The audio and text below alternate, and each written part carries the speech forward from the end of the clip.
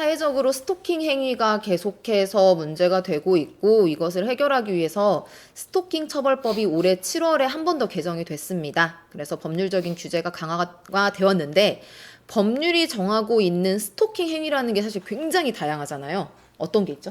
그 행위가.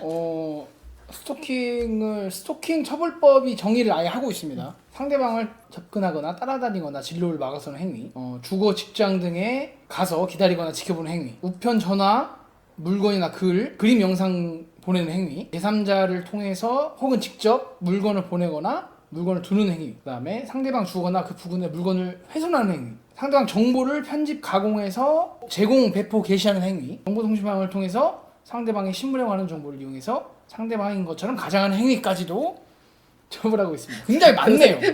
야, 이걸 보고 읽는 거 아니에요? 이걸 외울 수는 없잖아요. 문제가 되는 행위가 이제 뭐 찾아온다거나 자꾸 전화를 한다거나 이런 행위들이 가장 이제 많이 일어나는 스토킹 행위인 것 같은데요. 최근 대법원에서 전화를 거는 행위와 관련해서 좀 눈에 띄는 판례가 있어서 오늘 소개해 드리려고 합니다. 네. 사실관계가 어떻게 될까요? 사실관계는 남성인 A가 평소 알고 지내는 B에게 금전 대여를 요구했다가 거절당했습니다. 그러니까 이제 악감정을 품고 계속 협박하는 문자 메시지를 보내고 전화를 거는 거예요. 아, 참 둘이 사귀는 사이도 아닙니다. 아니고 사귀는 사이 아니에요. 돈 빌려달라고 했는데 안 빌려줬다고 네. 이러는 거예요? 그러니까 이 여성 B 씨는 A가 전화를 거는 걸 아니까 전화를 차단했어요. 차단하니까 이번엔 다른 사람 전화로 또 전화를 거는데 그것도 이제 A가 거는 걸 아니까 전화를 안 받은 거죠. 나중에 이제 고소를 해가지고 결국 기소가 됐는데 1심에서는 어쨌든 내용이 좀 반복되고 중하다고 판단을 한 거여서 이제 징역 4개월의 실형을 받았습니다.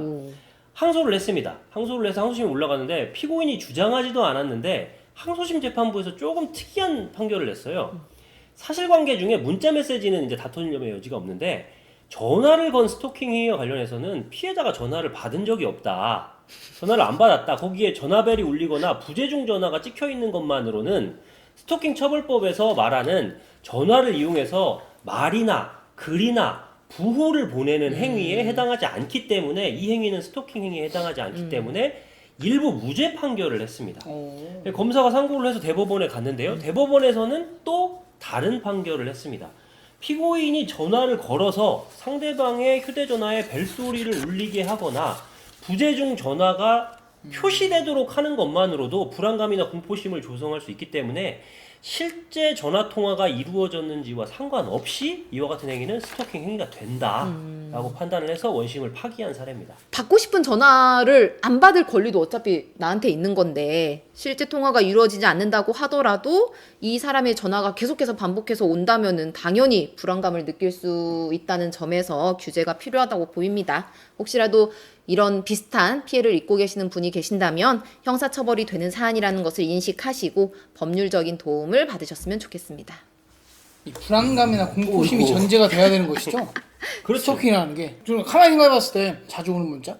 스팸? 스팸 문자도 그러니까 혹시 스토킹 처벌법으로 처벌할 수 있지 않을까라는 생각이 들어가지고. 이것도 판례가 정하고 있는데 피해자가 굉장히 대담한 사람이어서 특별히 대담한 사람이어서 무슨 욕을 해도 겁을 안 먹어요. 그렇다고 해도 그 객관적인 행위의 내용이 일반인의 관점에서 봤을 때 불안감이나 공포심을 느끼게 할 만하면 스토킹 행위다 이렇게 봅니다. 협박죄가 비슷하잖아요. 협박죄도 나는 그거에 대해서 협박이라고 생각하지 않았다고 하더라도 네. 그 내용이 협박죄에 해당을 하면은 협박죄로 처벌받을 수 있다.